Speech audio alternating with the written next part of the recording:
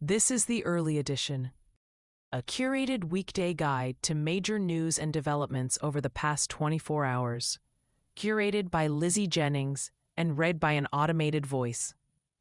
Published December 10th, 2025 on Just Security, an essential resource for those shaping a just and secure world. Here's today's news. U.S. Caribbean and Pacific operations. Following a strike on an alleged drug vessel in October, Pentagon lawyers suggested that the two survivors could be placed into a notorious prison in El Salvador, according to 3 officials. Later that month, Pentagon officials decided that boat strike survivors would be sent back to their home countries or to a third country, 3 other officials said. During a meeting with the State Department, officials made it clear that they did not want survivors to end up in the U.S. judicial system, where court cases could force the administration to show evidence justifying the strikes. Damien Cave, Edward Wong, and Maria Abi Habib report for the New York Times. Defense Secretary Pete Hegseth declined to commit to releasing the video of the September 2nd strikes in the Caribbean. Democratic lawmakers said yesterday, after a classified briefing to the Gang of 8. The closed-door discussion, including Secretary of State Marco Rubio, CIA Director John Ratcliffe, and Chairman of the Joint Chiefs of Staff General Dan Kane, mostly centered on the 22 known boat strikes, according to a U.S. official. I asked them what their strategy is and what they were doing, and again did not get satisfying answers at all. Senate Democratic leader Chuck Schumer of New York said after the briefing. Megan Minero and Julian E. Barnes report for the New York Times. Patricia Zengerle, The Pasha Day, and Ganeshwar Rajan report for Reuters. Admiral Alvin Holsey, the outgoing head of U.S. Southern Command, briefed top lawmakers on the House and Senate Armed Services Committees yesterday.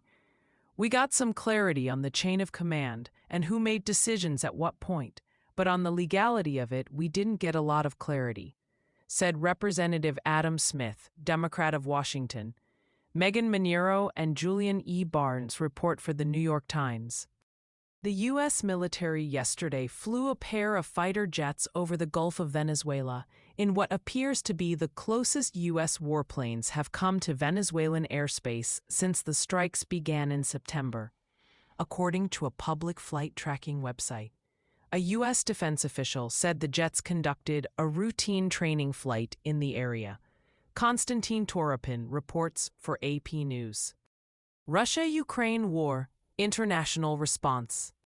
I will say frankly that I am ready for elections, Ukrainian President Volodymyr Zelensky told reporters yesterday, adding that elections could be held in the next 60 to 90 days if the United States and Europe provided Kyiv with security guarantees. Zelensky also said yesterday that Ukraine was still working on revising a peace plan, which would probably be sent to the United States on Wednesday. Claire Moss reports for the New York Times. Israel-Hamas war, ceasefire. A UNICEF spokesperson yesterday called for the Rafah crossing in southern Gaza to be opened to help increase the flow of humanitarian trucks, which would bring down the number of children and adults with malnutrition, adding that not enough aid is currently entering Gaza. The spokesperson said that 8,300 pregnant and breastfeeding women in October alone were admitted for treatment for acute malnutrition, adding this pattern is a grave warning and it will likely result in low birth weight babies being born in the Gaza Strip for months to come. This is not over. UN News reports. Hassan Badran, a member of Hamas' political wing, yesterday called for the full implementation of all the terms of the first phase of the peace plan before moving forward, including an end to the continuing demolition of Palestinian homes in the areas under Israeli control. Megan Janetsky and Julia Frankel report for AP News. The anti-Hamas group, Popular Forces, operating from Israeli-held areas of Gaza, will continue to fight Hamas despite the killing of a prominent commander, Yasser Abu Shabab, last week, according to Ghassan Duhain, a deputy in the group.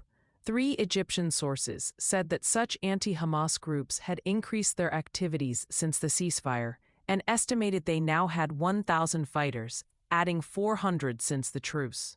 A diplomat said the groups lacked any popular constituency, but added that their emergence raised concerns for stability in Gaza. Aidan Lewis reports for Reuters. Sudanese civil war. The United States yesterday imposed sanctions on 4 individuals and 4 firms for their alleged involvement in a transnational network that recruits former Colombian military members who train soldiers for the Sudanese Rapid Support Forces paramilitary. Undersecretary of the Treasury for Terrorism and Financial Intelligence John K. Hurley said the RSF was supported by Colombian fighters when it captured El Fasher in October.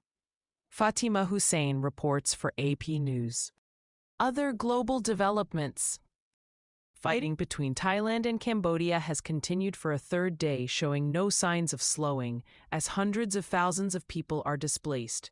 About 400,000 people have been evacuated from across 7 provinces in Thailand, and around 700 schools closed, according to a spokesperson for the Thai military. The Cambodian Defense Ministry said that Cambodia has evacuated more than 127,000 villagers and closed hundreds of schools. Secretary of State Marco Rubio said on social media that the 2 nations should cease hostilities immediately, adding that they must follow de-escalatory measures outlined in the Kuala Lumpur Peace Accords in October. Jerry Harmer and Jintama Saxornchai report for AP News. Kelly Eng reports for BBC News. Russian and Chinese bombers yesterday conducted a joint 8-hour patrol near Japan and South Korea, the Japanese Defense Ministry said. The repeated joint flights of bombers by both countries signify an expansion and intensification of activities around our country, while clearly intending to demonstrate force against our nation, posing a serious concern for our national security.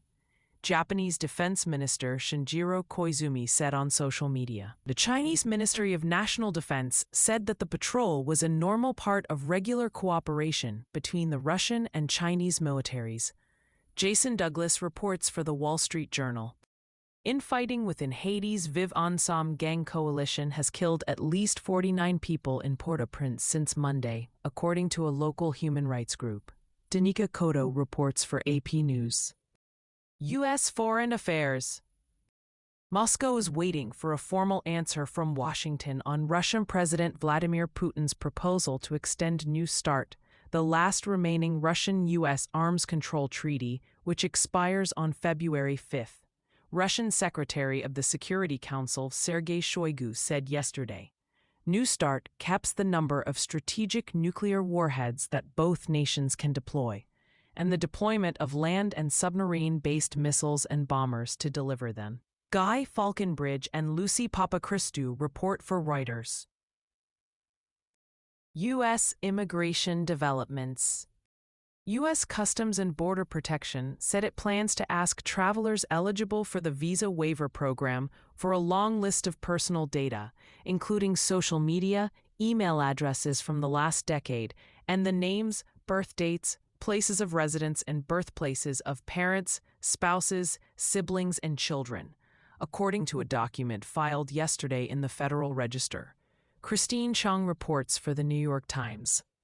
Governor J.B. Pritzker, D. State, Illinois, yesterday signed into law several measures set to increase immigration protections in Illinois, including a ban on immigration arrests at state courthouses or within 1,000 feet of those facilities, and restrictions on what information Illinois hospitals, child care centers, and colleges can share with immigration authorities. Maria Luisa Powell reports for The Washington Post.